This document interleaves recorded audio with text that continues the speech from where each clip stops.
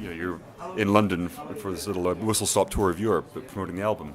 That's right. Have you been enjoying it? So far, not much has happened. I went to the hotel room, slept, got caught up on my hours.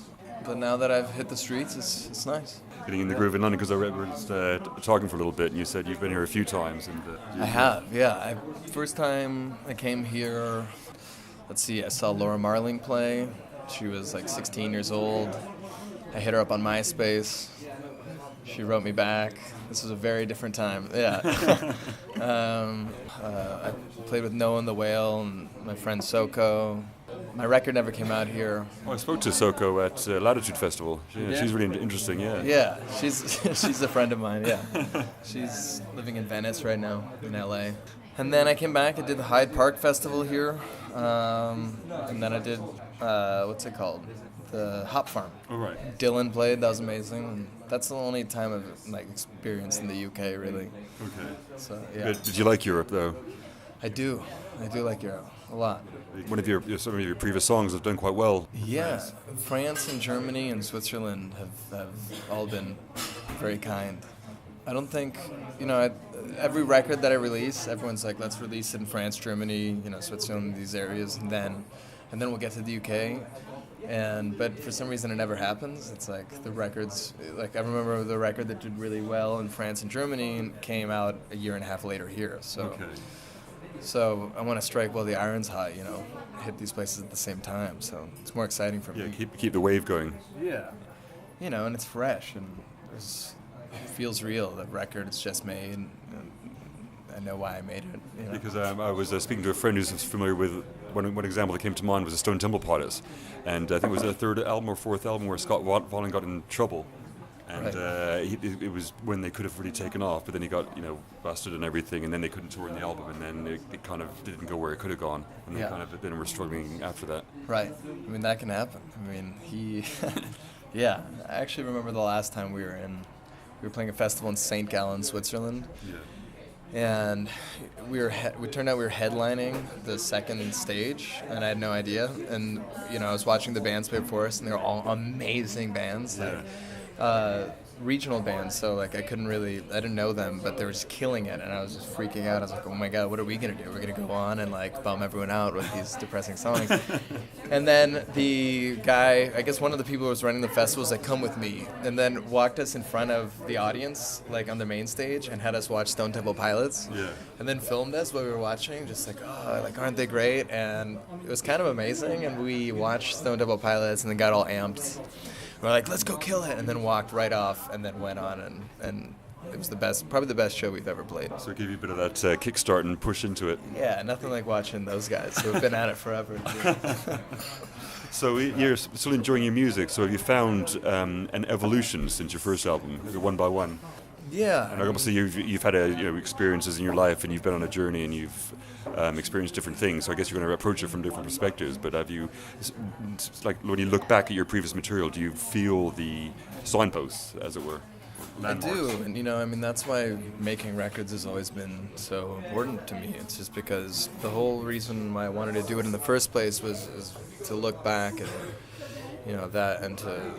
this record is a time capsule of those moments when I made them. So when I look back at One by One, and it completely encompasses the way I felt at that age, and I can go to Before Nightfall, and there's sort of these markers in time in which I can go back and relate to. And every single record, it's One by One was a certain reflection of myself, looking into a river or whatnot and looking back at yourself, and you go on, and this is a different place, and you're looking back on yourself at a different time, and that's why making these records is important for me, I suppose. Yeah, because the views of yourself and where you are in the world is different each time. When you get older and you experience different things, and it can be quite a beautiful thing. But then also, do you find it easy to stay in the moment, or when you look back, and especially when you have these records of those moments in time, do you get nostalgic, or are you able to stay in the moment and you don't have regrets or anything like that?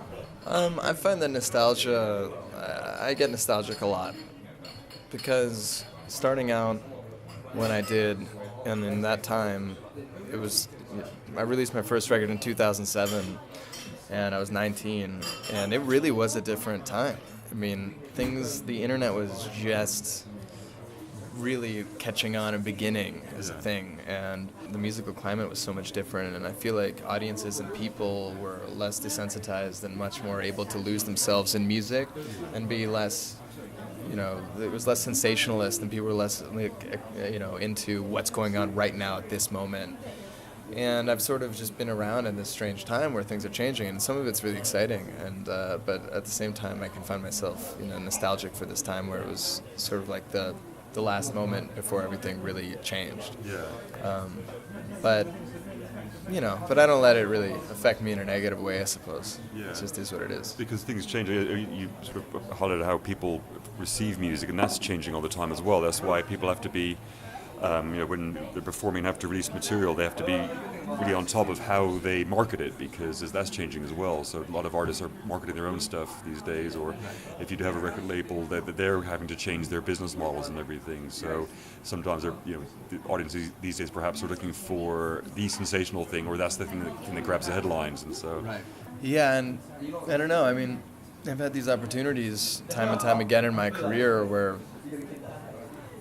I could have potentially reached a certain level of success much greater than what I have now, or taken these roads that I knew would lead to a certain level of excess or reception from a larger audience. But I've sort of chosen not to go with them, whether it's Atlantic offering up a certain producer, a certain budget if you work with a certain songwriter, or these certain, or touring with this person even though you necessarily don't love their music, or these types of avenues that you can get. Now it's like people just are seemingly doing what they can to get from point A to point B, because it's like the Wild West. It's like you got to do what you got to do, because it's such a crazy industry that the point of percentage of making it is so small. But I don't know, I'm happy where I am. It's like every day is something different. Some days are great, some days aren't.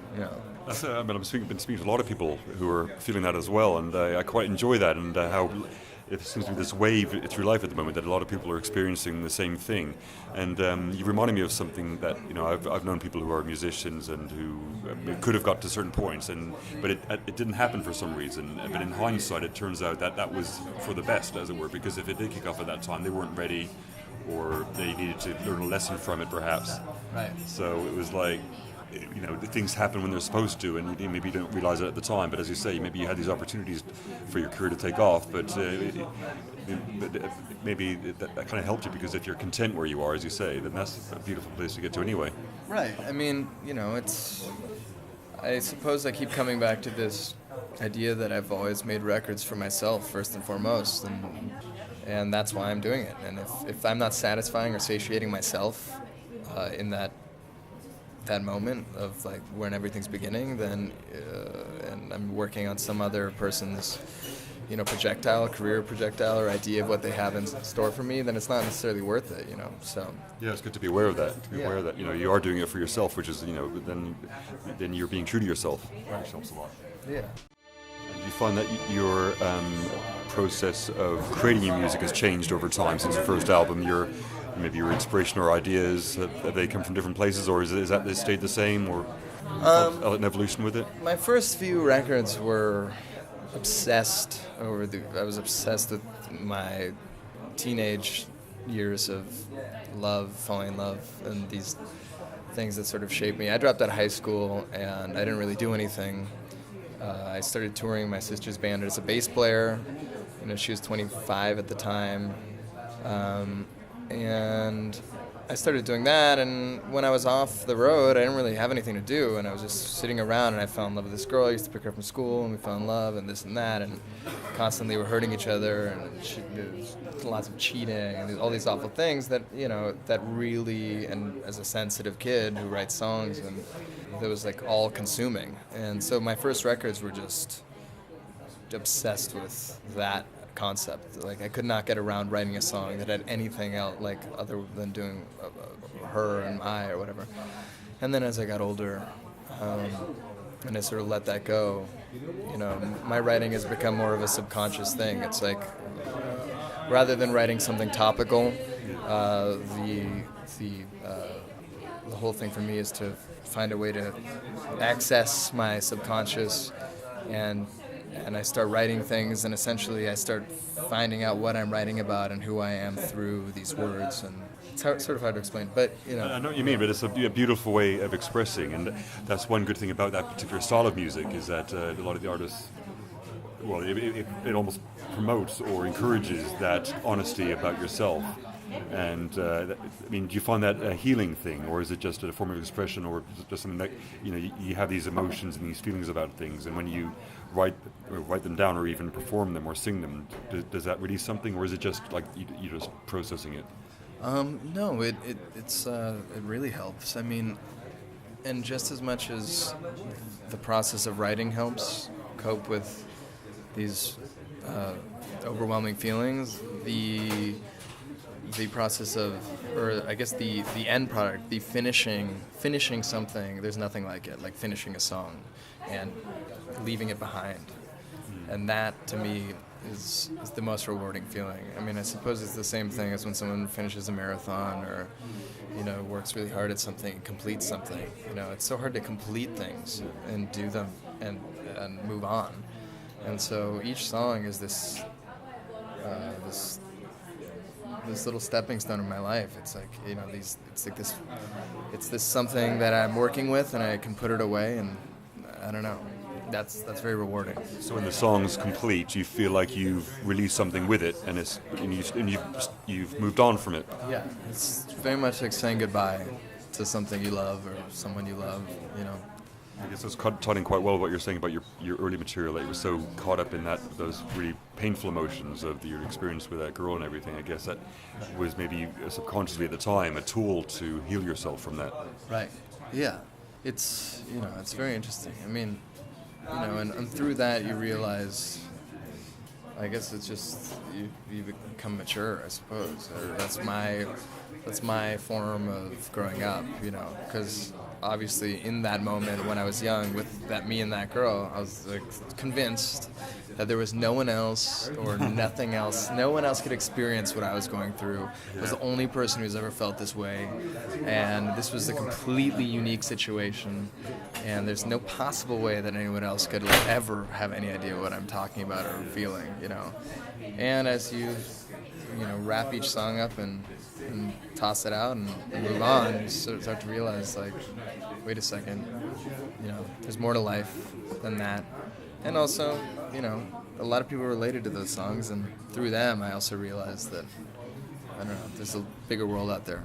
Yeah, and it's quite reassuring that when you realize that everybody experiences the same thing, or at least have similar experiences, and they feel the same from those experiences. It kind of connects to a oneness almost. Yeah, totally. And when you were young, did you always know that you were going to be this, like a singer? Where was it? I mean, you had a father who was into music, kind of in a musical family. And did you have an idea that you would follow that kind of path, or a musical path? Yeah, I did. And luckily I had supportive parents. My mom wanted me to be a director or something in the entertainment industry that actually could sort of garner more money, because looking at my father and watching him, all his being a classical record producer doesn't generate much income, supposedly. It's like you go out on these big endeavors and spend money to fly this orchestra here and to create this big, your magnum opus, and then there's only a certain amount of people who buy those records and whatever. So even though they were supportive, I think they wanted me to go a different path, but as I got older, they sort of realized that this was what I was born to do, and I started writing songs when I was really young, and yeah, I mean, I had it in my mind I was going to drop out of school when I was 9 or 10 years old. So that's kind of nice to have that realization then, because it's all too easy to get caught up in the school system, and I've kind of realized the past few years how it's all engineered to kind of, keep you not creative, in fact, because it's all shoehorning you into a structure of society. Exactly. I mean, yeah, one of my favorite authors, Dennis Johnson, wrote this article for Salon.com and about how basically, the cultural understanding that we're going to throw a bunch of people who are the same age together in a room for 10 hours a day or 9 hours a day and expect that they're going to get along and make friends and that's beneficial to everyone and learn the same thing, like, and that's our societal that's our expectation. That's kind of crazy. Yeah. I mean, everyone has their own path, and school is amazing for for probably most people, because it's extremely important to learn. If there's something you need to go do and if there's something you need to learn, by all means. But, I think that there has to be a nurturing of each individual's path. And Find what each person's strength is. yeah. And not try and homogenize or keep it, standardized, which I think is, and I think again is kind of intentional, because it again gets people used to being in one place for a few hours a day, so kind of almost molding people to be in these sort of jobs that keep the system running, as it were, in the kind of the banking kind of industries, that kind of thing. Exactly. Yeah. Well, yeah, you gotta have those types too. So your latest album is Heaven, and it's coming out next month. And you said you maybe seeing different reflections about yourself. So were there any particular changes or anything that kind of came to mind from you write the songs? Because hearing it sounds like there's like slightly different styles as well. There's almost like, you have the sort of singer-songwriter stuff, but then you almost have the kind of almost a couple of songs where you have almost, I don't know how to describe it, the kind of 60s Beach Boy kind of the jangly kind of sound to it as well. Yeah, there's a lot going on the record. There's different. I mean, when I first turned it into the label, they were like, it sounds like there are multiple different producers on this, and of course it was just me. But I don't know where I'm at in my life and have always been. I don't feel like I'm one person who has a consistent personality all the time. There's multiple sides of me and sort of a multifaceted personality or whatever. So creating a record like this and sort of dancing through these different genres is important for me, because I'm not happy by just creating one sound. I like to experiment, and I like to play around with these different sonic landscapes and whatnot. But I hope that there's a common thread, that the voice and the lyrics sort of tie the entire thing together. It does, because also I noticed that the songs are blended together, especially I noticed it towards the start. So it is almost like a journey that's blended through each song. Yeah. And it's quite nice that you do have different, you're aware of the different sides of yourself, and that you're able to express those as well. And it keeps things interesting, so you're not kind of stuck in one particular kind of rut or style. Yeah, because, for me, it's hard enough being a singer-songwriter, and being classified as a singer-songwriter and living in this, inside this genre. Because the second people hear singer-songwriter, most of the time, at least for me, my eyes start glazing over, and I start, my head hits the table, and I'm passed out. So, I don't want to be that. I don't want to be that guy, and I don't think I am. So, and this record, it was recorded in a lot of different places and through a lot of different times, and I was in a lot of different mindsets, and that just, I hope that my fans or, people who catch on or want to become interested in the music understand that it's not out of confusion that there's these different genres, but it's an intentional. It's just another reflection of myself. Yeah, so. Because we're all kind of multifaceted. Right. So it's good to be, as I say, aware of that and know that you have these different sides. Because I guess some people can be afraid of that, or afraid of some of especially the darker side, because we're all trying to get to the root of who we are. And unless we embrace all of it, it can be difficult, and or things come out when we don't expect it, or cause dysfunction in some way. Right. And music, too, it's hard now, especially because we're living in a time in which everything is, where people really need to identify things in a certain way, and they need to categorize them. Like, what is that? Oh, it's like Bob Dylan. Or, oh, what is that? Is that, is it like Mumford & Sons, or is it like, or is it like, I don't know, like Macklemore, or like what is it? Like, describe it to me. And if you can't describe something very quickly, or if someone listens to the record and they hear oh, that song sounds a little bit different than that one, and they don't get what it is, people are very easy to dismiss that. And where it used to be so different, you used to have Ween, or even the Dead, and the Dead would come out with like, all of a sudden it'd be like in the deep pocket of like a reggae song doing Knocking on Heaven's Door. But no, they were not a reggae band, and you don't have, it was a different time. But nowadays it's like, oh, like if I were to do a reggae song, they're like, I mean, that would be so, I don't know. And I have done things like that, and it's thrown people for such a loop. Yeah. And I'm like, but why? It's music is music. Just listen to it, If it's good, it's good. If it's bad, it's bad. I don't know. It's like a dichotomy, and this is a theme I bring up in my show quite a bit, because I think that thing of categorizing comes from the marketing side of things, or from the industry, because the people that are making music, and especially now, there's such a huge wealth of different styles behind us, everything from rock to metal to grunge to all these different styles that have come and gone, but people that have grown up with different styles of music have different influences.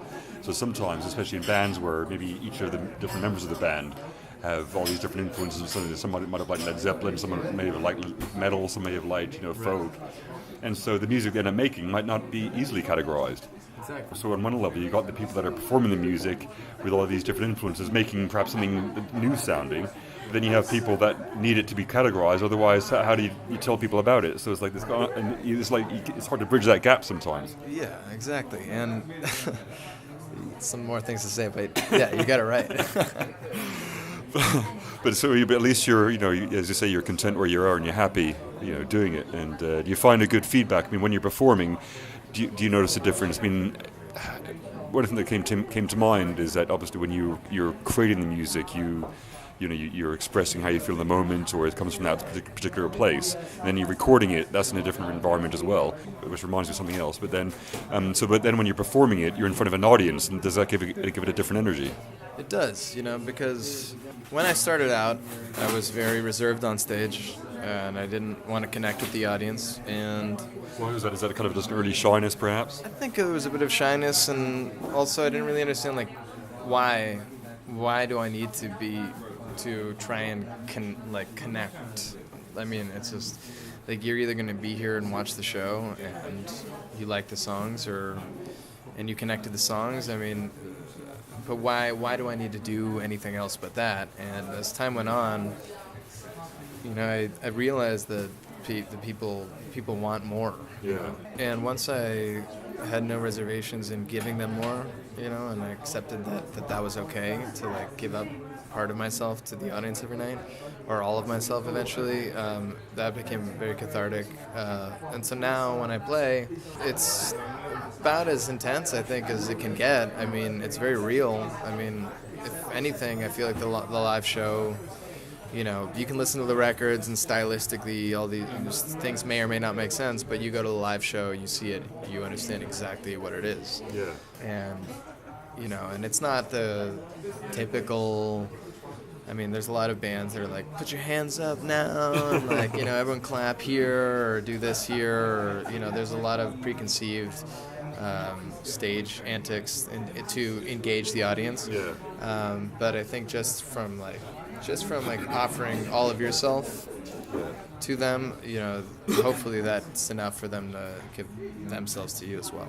Yeah, I bet. And so how does it feel when people who know your music are there and they're obviously wanting to see you perform it, but at the same time, maybe do you feel like they're aware of your feelings behind the music? So what created the song, as it were, the feelings or the experiences behind the song. When you see people there that know the music and they're hearing you perform it, and then they're happy to see you perform it, how does that feel? It's huge. I mean, those are the great moments. That's what makes it worth it to me. There are two sides of it, and essentially one is making the right record for myself at the time and expressing what I need to express, I suppose. And then the other is how to deliver it, and if I do it correctly, and people respond and people know the music, and people are enjoying themselves in the audience, that's something else. I mean, that's like transcending almost, because you get on stage, there's nothing there. Yeah. There's no, you take away everything, like the lights and whatever, and you just have you and the audience. I mean, it's like you're creating this feeling, this sound, and this landscape out of nothing. and it's powerful. Yeah. I suppose. Yeah. Did you notice a difference when you sit there, like with you in the audience? Do you notice a difference with the band now? Because now you have a band for this new album. How does that compare with your times before? Have you been on your own and performed, and then now you have to kind of have a different dynamic? Well, there's a camaraderie in having a band that is extraordinarily important when performing. My very first band that I ever had, we didn't call it a band, but we were like a band. We were brothers. We hung out every day, and we were best friends. We played music together.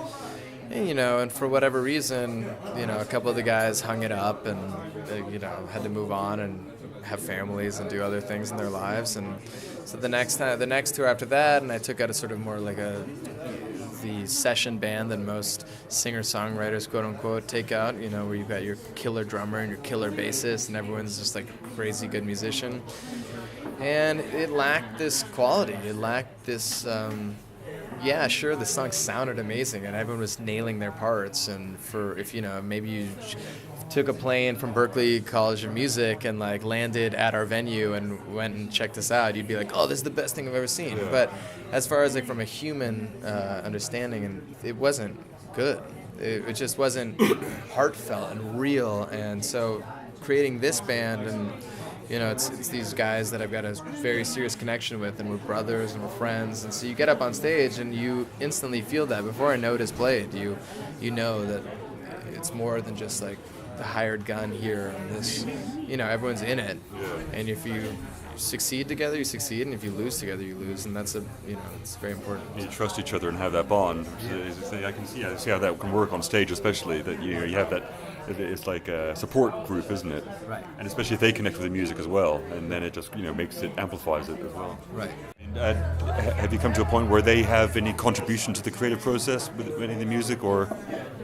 I write the songs, and I come up with a good idea of sort of the way I think this song should be played, and they come in, and they on this album this band contributed a lot to the way the songs were performed, because Baby Was the Devil, Love Is a Chemical, those are like rock songs, like alternative rock songs. They're just like, in the past I would have done maybe something different, but this is like, but it's very exciting for me because, some people may think it's like a streamlined rock thing, but the second you get on stage and you see that, and it's got weight and it's got power, and you feel it like thumping in your chest, like it's a heavy feeling, and it's awesome.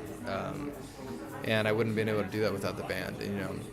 I'm always gonna be able to do the songs like Hotter Than Our Souls and Blue, and I've Been Meeting to Call, and like those like real folky, like those types of songs, but it's nice to have the band with some balls who really want to just deliver, Yeah. You don't mind going for it. Then did you write some of the songs for Heaven with that in mind, that you have got a band now, or did you have the band members before the songs were written, or did you? The band was picked before. Okay. Yeah. So, and we went in, and it was a process. We went in to record the record right after we met.